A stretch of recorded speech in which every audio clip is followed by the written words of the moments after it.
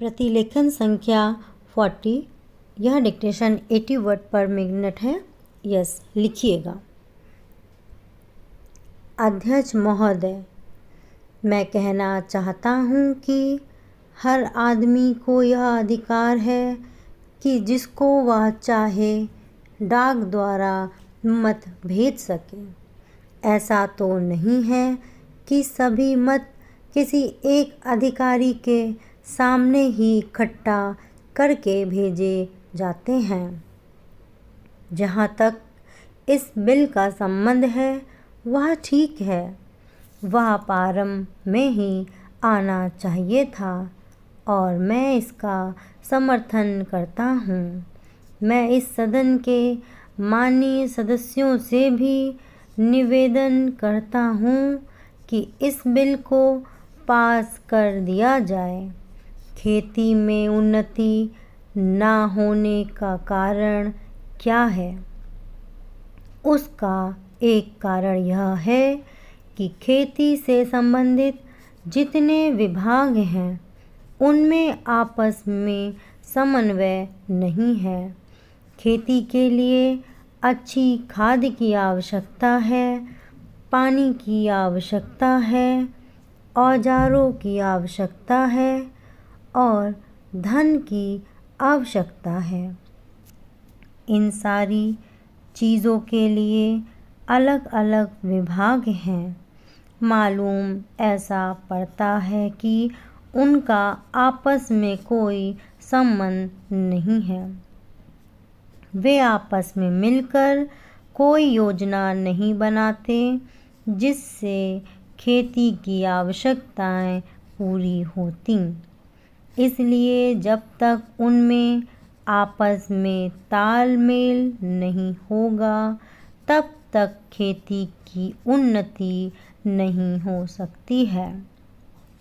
दूसरा कारण यह है कि योजना की बिल्कुल कमी है।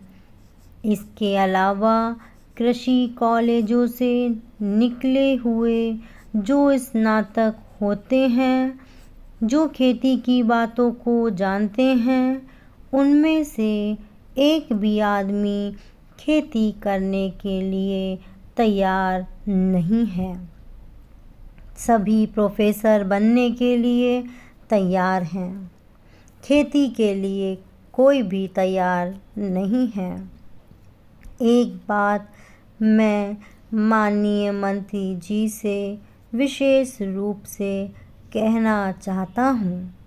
अधिक उपज ना होने का एक कारण यह है कि जो खेत में काम करते हैं वे उसके मालिक नहीं हैं।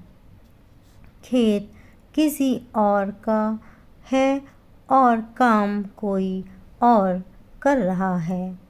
इसलिए मेरा कहना यह है कि किसानों में जब तक यह भावना पैदा नहीं होगी कि यह मेरी भूमि है, तब तक अधिक उपज नहीं हो सकती है। इसके लिए आप जब तक भूमि सुधार नहीं करेंगे तब तक कोई बात बनने वाली नहीं है। दुर्भाग्य से इस देश में खेती करने वाले बहुत कम लोग ही भूमि के स्वामी हैं।